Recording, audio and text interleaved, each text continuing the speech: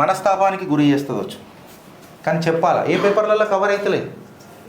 February 26, 2025 ETV భారత్లో వచ్చిన ఒక కథనం ఇది.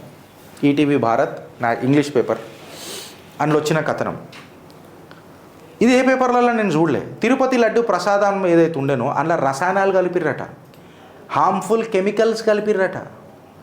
ఈ ప్రోబింగ్ చేస్తున్నప్పుడు ఇది బయటపడ్డదట. Shocking revelations వచ్చినాయట ఇంట్రాగేషన్లో. అక్యూజ్డ్ని తీసుకొని మాట్లాడితే రసాయనాలు, కెమికల్స్, మన కలియుగ వైకుంఠం. ఫస్ట్ ఆఫ్ ఆల్ పంది నెయ్యి, పంది మాంసం, అది ఇది ఏదేదో వెనకటికి మాట్లాడినరు. ఆ లడ్డూని ఎంత అత్యంత పవిత్రంగా మనం భావిస్తాము. కింద ఒక చుక్క, కింద ఒక ఇత్తు మెతికేంది అసలు, ఇంతంత వడకుండా కింద పడ్డది కూడా కళ్ళకు అద్దుకొని తింటాము. ఆ శ్రీమన్నారాయణుడి సాక్షాత్తు ప్రసాదం అని చెప్పి భావిస్తాము. అట్లాంటి దాంట్లో ఎన్ని చిల్లర కథలు పడుతురు చూడురు మీరు. మన ఆస్థాన్ని దెబ్బతీసే ప్రయత్నం ఎట్లా చేస్తురు మీరు చూడండి. ఇవాళ తిరుపతి ప్రసాదంలో రసాయనాలు అంటే నమ్ముతారా? అపూర్వ చావ్డా, ఒక chemical engineering graduate, one of the key accused, SIT probe చేస్తున్నప్పుడు ఆమె వాంగ్మూలం ఇచ్చింది. ఎస్, కెమికల్స్ మిక్స్ చేసినాము, గీలా స్ప్రెడ్ చేసేటప్పుడు, ఆ ప్రసాదంలా ప్రిపరేషన్ చేసేటప్పుడు మేము రసాయనాలు వాడినాము అని చెప్పి అపూర్వ చావ్డా చెప్పింది. ఇంట్రాగేషన్ స్పెషల్ ఇన్వెస్టిగేషన్ టీం చేస్తున్నప్పుడు ఎంతెంత, ఎవరెవరు, ఎట్లెట్లా, ఏ క్వాంటిటీలో వాడినరు అడల్టరేషన్ ప్రాసెస్కి అని చెప్పి ఆరాధిసుడు మొదలెట్టింది. సిట్ లాయర్స్ ఎవరైతే ఉన్నారో ఒక custody petition in the second additional Munsif court of తిరుపతిలో కూడా వీళ్ళు పెట్టిండ్రు. మన అపూర్వ చావ్డా అండ్ విపింగ్ జైన్ని కస్టడీలోకి తీసుకోనికే.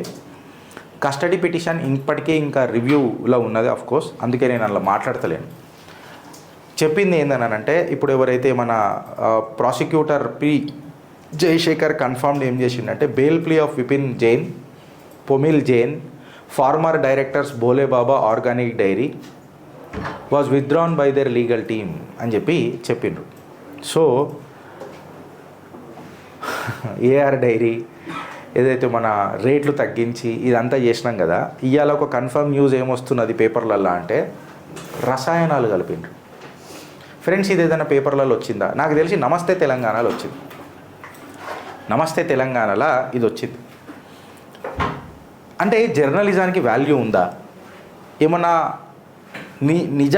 నిర్భయంగా చెప్పే తత్వాలు ఎవరికన్నా ఉన్నాయా? ఈ మాట మాట్లాడుకోవాలా మనం వద్దా? ఇంకొక ముచ్చట ఏంది తెలుసా ఫ్రెండ్స్, మీరు తిరుపతి లడ్డు దాకానే ఆగిపోయారు. ఆడ ఘోరంగా ముంతాజ్ హోటల్ కడుతున్నారు. ఆడ బొక్కలు గిక్కలు మనకు అన్నీ దొరుకుతాయి. ఇప్పుడు అది ఎవడన్నా ఆపుతున్నారా అని అంటున్నా నేను. ఆ రాజకీయ నాయకులకు అందరికీ చేతులు పెట్టి చెప్తున్నారా నాయన, నేను విమర్శించలేక అని అంటలేను. నువ్వు నేను విమర్శించుకుంటే ఏమొస్తుంది అని అంటున్నావు. ఓ హిందూ బటేంగే తో కటేంగే రా భయ్, ఒక్కటైదాం రా నాయన, గలం ఇప్పుదాం రా నాయన. ఆడ జాగలలేని సంబల్ దగ్గర ఉన్న బావి దగ్గరనే వాడు అడ్డమైన డాక్యుమెంట్ ఫ్యాబ్రికేట్ చేసి ఇది మస్జిద్ది అని చెప్పి చెప్తున్నాడు. నీ తిరుమల తిరుపతి దేవస్థానం ఆ 7 కొండలు, ఆ గరుడు తిరగనీకేనే, సాక్షాత్తు ఆ శ్రీమన్నారాయణుడు విరాజమానగానికేనే. అట్లాంటి నేలల, అత్యంత పవిత్రమైన నేలల ప్రతి చెట్టు, ప్రతి పుట్ట, ప్రతి గుట్ట, ప్రతి కొండ మహాపురుషుల ప్రతినిధి అని చెప్తారు. పెద్ద పెద్ద మహర్షుల అక్కడ ఒక చెట్టై నిలిచిపోయినారని చెప్తారు. అత్యంత పావనమైన కలియుగ వైకుంఠం నా తిరుమల తిరుపతి. అక్కడ ముంతాజ్ హోటల్కి పర్మిషన్ ఇచ్చుడేంద్రా నాయన, ఇదేంద్రా నాయన రసాయనాలు కలుపుడు. ఎవరిని గెలిపించుకున్నాము, ఏమవుతున్నది రా బాయ్? అడగడంలో కూడా మీ బాంఛాను బతుకులు ఏంద్రా నాయన, నాకు అర్థం కాదు. బాంఛాను బతుకులకు దూరంగా భారతీయతకు దగ్గరగా అంటారా నాయన? ఆలోచిస్తారా లేక అనుభవిస్తారా? భారత్ మాతాకి